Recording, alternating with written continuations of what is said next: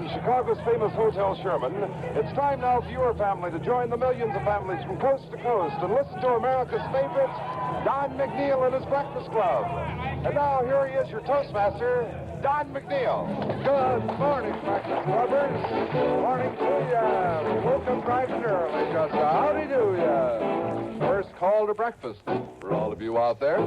America, wake the Breakfast Club is on the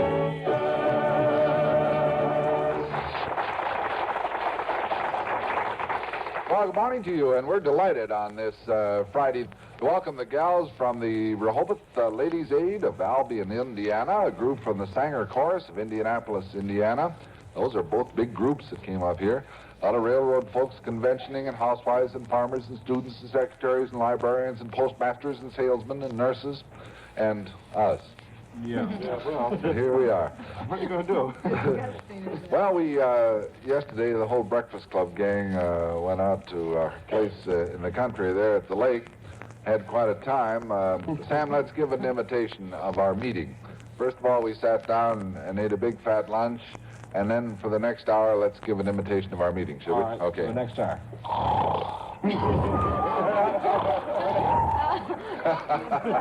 You got to admit, we got an awful lot done. Yeah. I feel more rested today than I've felt in a long time.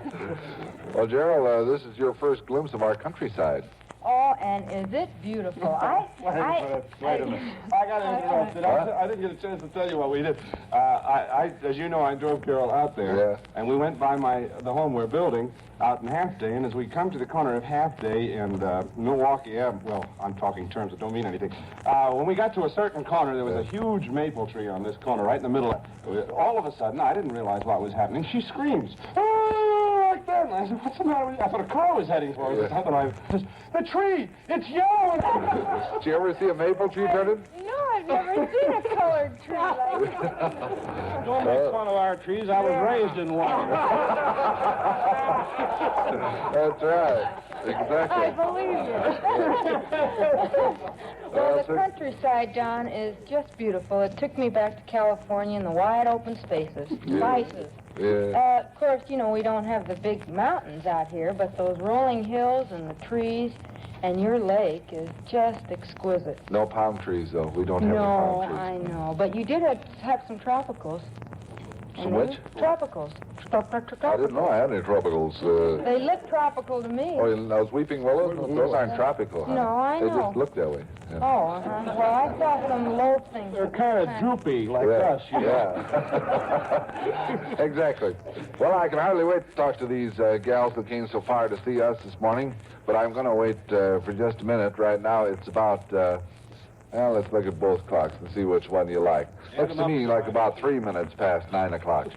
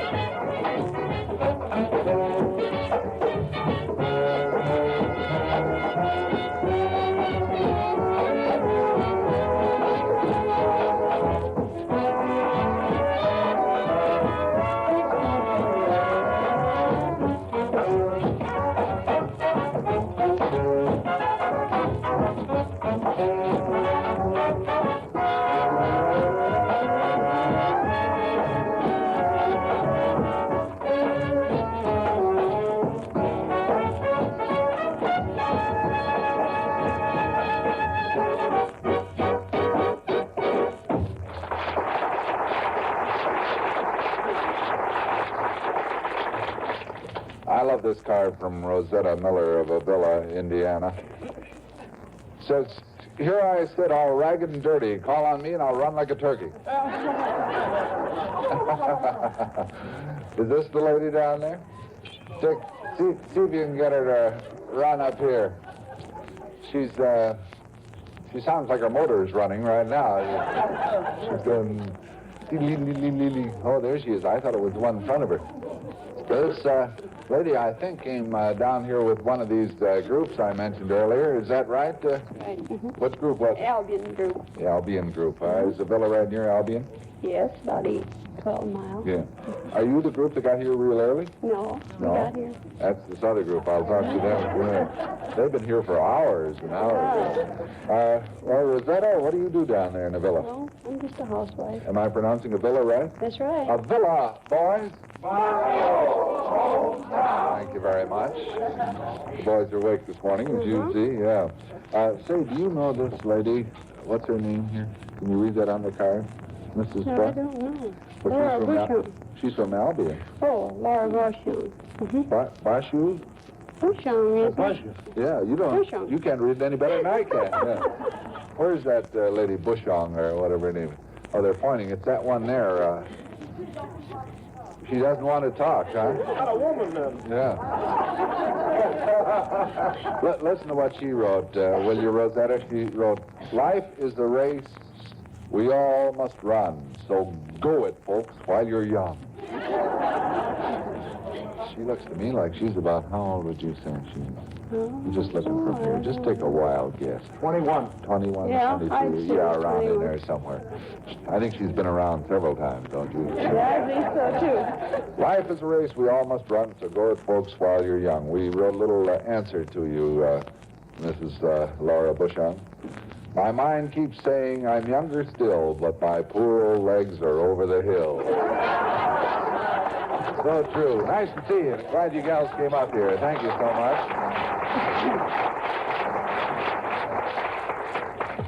Well, sir, time for some music now. That brings us to Richard Noel. Who's your little pal there, boy? Sam. What's he? I have to help him here on this one today a little bit. How could you help him? The number is freight train. Well, he didn't have a caboose. Oh, I see. All right.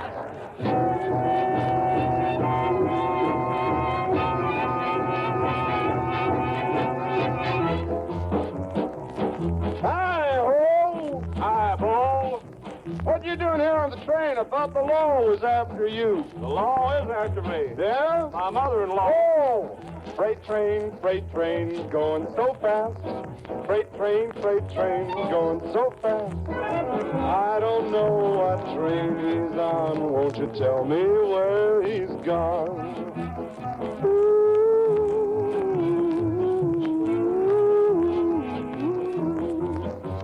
Don't know where he's heading for, what he's done against the law. Got no future, got no hope, just nothing but the rope.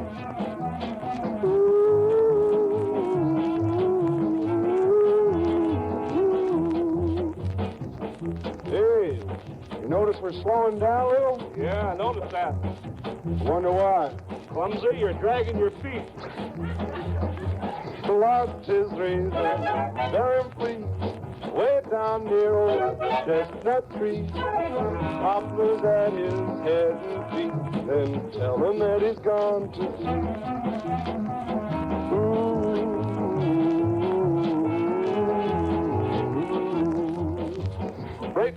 Freight train, going so fast. Freight train, going so fast. I don't know what train he's on. Won't you tell me where he's going on? What are you, a diesel or something?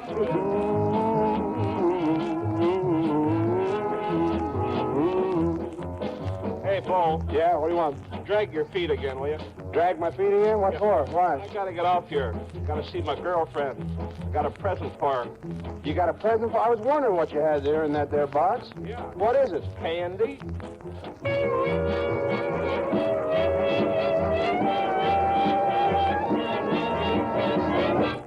Candy? Yeah, she likes chewing tobacco. She ought to love candy.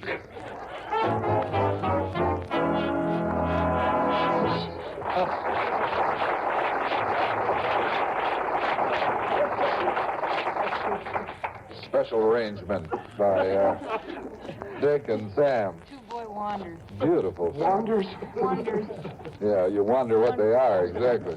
We're real pleased to have some special guests with us this morning. They come from Nashville, Tennessee, which is becoming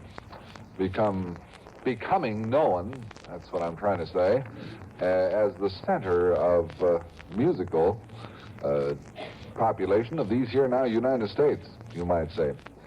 If you can't say it any better than that, though, you ought to quit. What I'm trying to say is that we have the Anita Kerr Singers with us. I'm sure you've all heard of them. Good morning to you. Good morning. We're delighted to have you with us. Glad to be here. Now, Anita is which one? Me? Hi, Anita. Hi, how are you? I'm just fine. Are you from Nashville, Tennessee originally? Well, I've been there for about 10 years. Memphis was originally my home. Memphis, huh? But And- Nashville is home now. Is it? Mhm. And would you introduce me to the other members of Yes, your cast, gang? Dottie Dillard. Oh, Hi, Dottie. How are you? Louis Nunley Hi, Louis. and Gil Wright. Hi, Gil. Well, it's a fine-looking group you have. Is anybody married to anybody else in this? No? No, that's fine. I'm glad to hear that. That's why they're able to get that nice harmony. Yeah, nice harmony that way. I'm just kidding, of course. But we would like to hear you folks sing, for example, what? I'm going to sit right down and write myself a letter. All righty.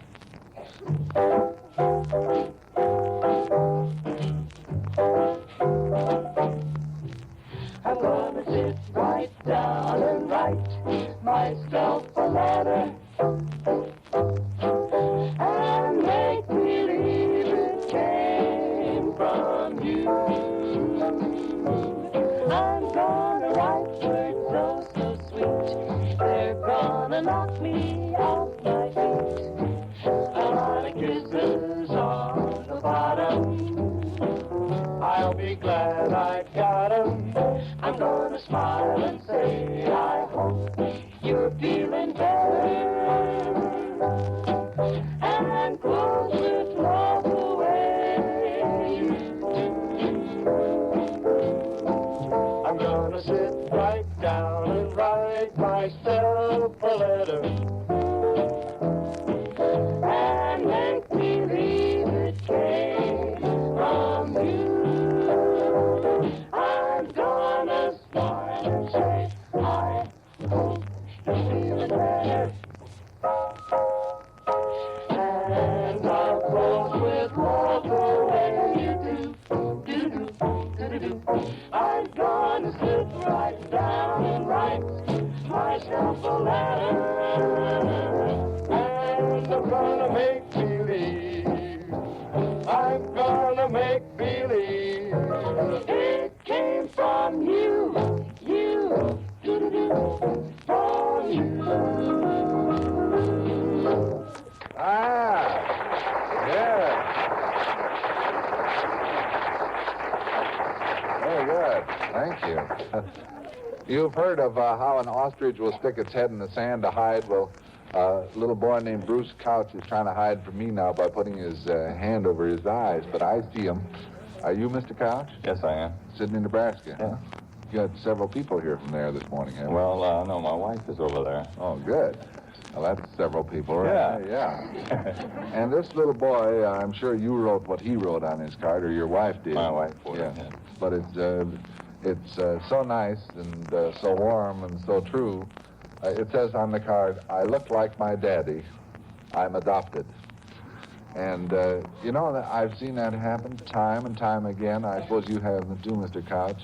An adopted child who gets to live with his new parents in time will get to look exactly like him.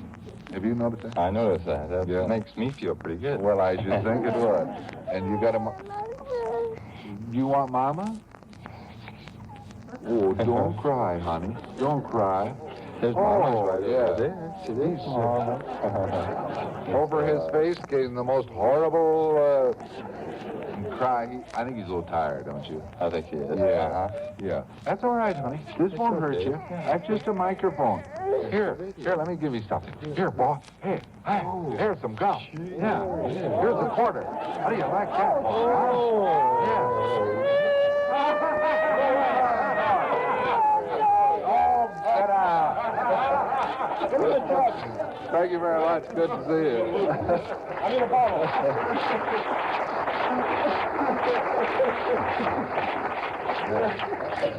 Now, don't everybody that I interview start crying when you come up here. Expect to get some. He's a cute little fella. Real cute. Well, now we come to our moment of silent prayer, and I'm going to ask you, each in his own words, each in his own way, for a world united in peace, let us bow our heads and pray.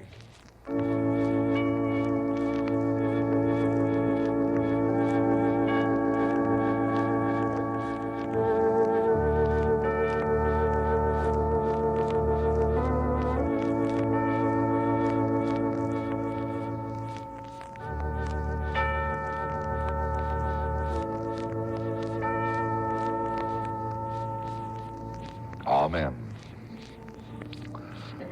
Memory time for folks who are driving this morning.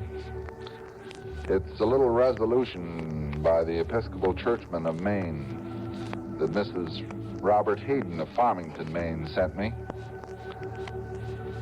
And as you folks drive along the highways, wouldn't be bad to repeat this with me.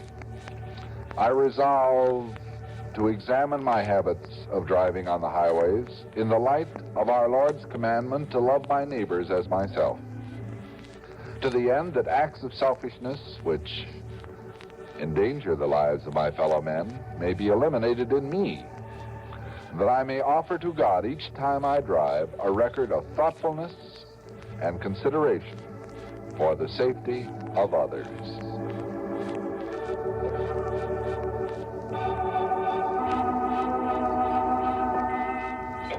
I know that life has a purpose.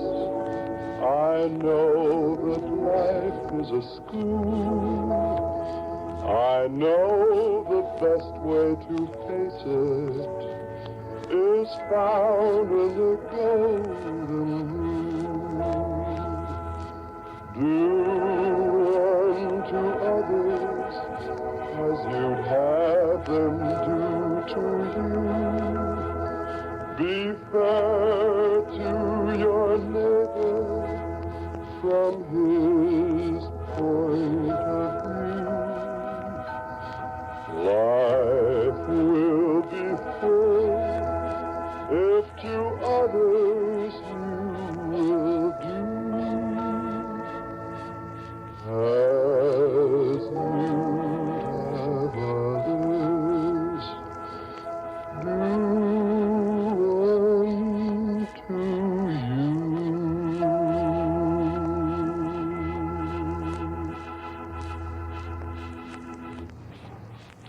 Thank you so much, Dick. I'm sure everybody enjoyed joining you in that hymn this morning. All right, we're going to march this morning. Wait a second, Eddie. Let's stop here before we march now. We've got to remember our listeners when we're marching here. Special request from Mrs. E. Curry and Ginny, age 1, Jeff, age 2.5. They're from San Jose, California. She says, now that I have 2 children, Miss Curry says, I hold one in each arm when march time comes, and it gets pretty heavy. So if you'd tell me if it will be a long march, then we could march all together around the kitchen. The baby just started to walk, so she doesn't march too well. So when I carry her, naturally, the 2.5-year-old wants to be held also. But if it's a short march, we can all march together on the floor. So would you let Mrs. Curry know whether this is going to be a short or a long march? She knows how to adjust herself there with her children. You can all march. It's going to be a short march. A short march this morning, Miss Curry, just for you.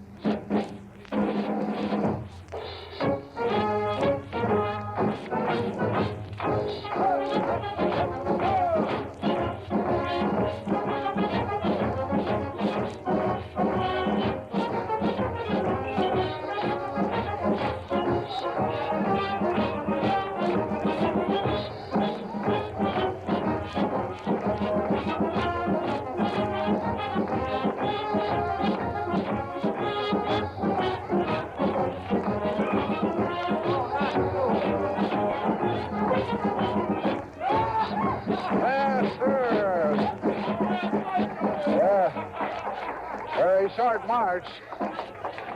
Gerald, is there any particular reason, I'm speaking to Geraldine now, for you doing wonderful? It's wonderful. Auf der Liebe. Whatever that is. Yeah. Yes, there is, because I've gotten requests from Walla Walla, Paw Paw, and Cincinnati. To do Wonderful, Wonderful? Wonderful, Oh, you're wonderful. kidding. Oh, so wonderful, my love, my love.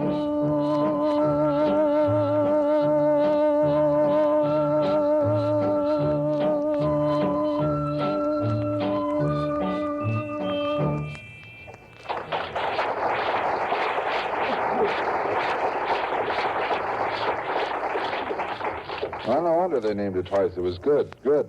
Good. Ruth Ann Henry of Cincinnati, Ohio. My old hometown. Yeah, but where's Ruth? There she is. Come on up here, Ruth. Ruth defies me to guess what she does. And I like to do that once in a while. I sit up here and look over these wonderful folks who come here every morning on the Breakfast Club and kind of pride myself that I'm able, at just a glance, to... You'll never be able to tell. I don't know Now, myself. Ruth Ann. Well, if you don't know yourself, I may have a little trouble there. But I would size you up as the lady you'll see you're from Cincinnati. I don't think you're a housewife. I think, on the other hand, that I know what you are. You're a librarian.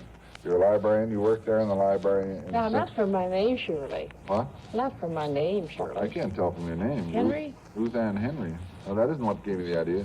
It's you. Looking into your eyes, you're so intelligent. It seems to me that you knew all about books. You'll never know, folks, half of you, what it means when they give you a big hand. Really? Well, now, I don't understand that either. I don't believe you would. No. Would you explain for the benefit of some of the other people who may be almost as dumb as I am? Do it in German. No. That would be a good idea. Tell us about yourself, then. I guess I didn't get it. Well, I have had special diet work, and I'm a nurse. You're a nurse. Yes. Oh, I didn't guess it. I'm sorry. There's something about you now that I look at you. You do look like a nurse. I can just see you smoothing down that pillow at night. Well, I got to beat that eye doctor. It's bothered my eye terribly the last few days. Is it so? In case you joined us a little later on the breakfast table, we're very pleased to have as our guests the Anita Kerr Singers from Nashville, Tennessee this morning. Anita Kerr and Dottie Dillard and Gil Wright and Louis Nunley. And these fine singers are going to be heard regularly on the Jim Reeves show, so I'm sure you'll want to give them a listen then when they're on that fine show with Jim. But in the meantime, here they are with us for a little spell, and we're delighted to have them.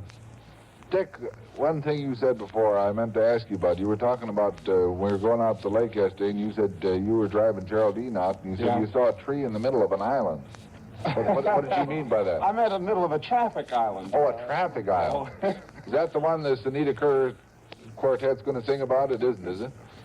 Not a traffic island. Not a traffic island. This one way out there somewhere, huh? All right, let's hear your version. In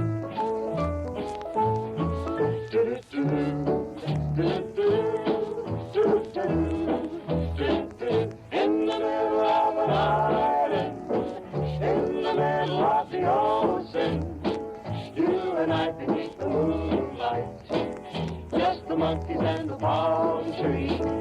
In the middle of an island, plenty time to kiss and kissing, plenty time for lots of loving, walking barefoot in the sand. Though there's no island at all, just a picture on my wall. My darling, how I wish we could be in the middle of an island, in the middle of the ocean. You and I forever, darling, in a paradise for two.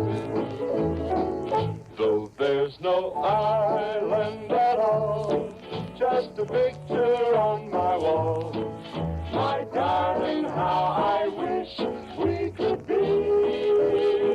in the middle of an island, in the middle of the ocean.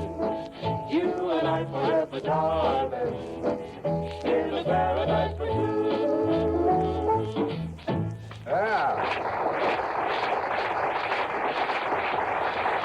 Very good. Sing that very, very well indeed. Makes you want to go there, wherever it is.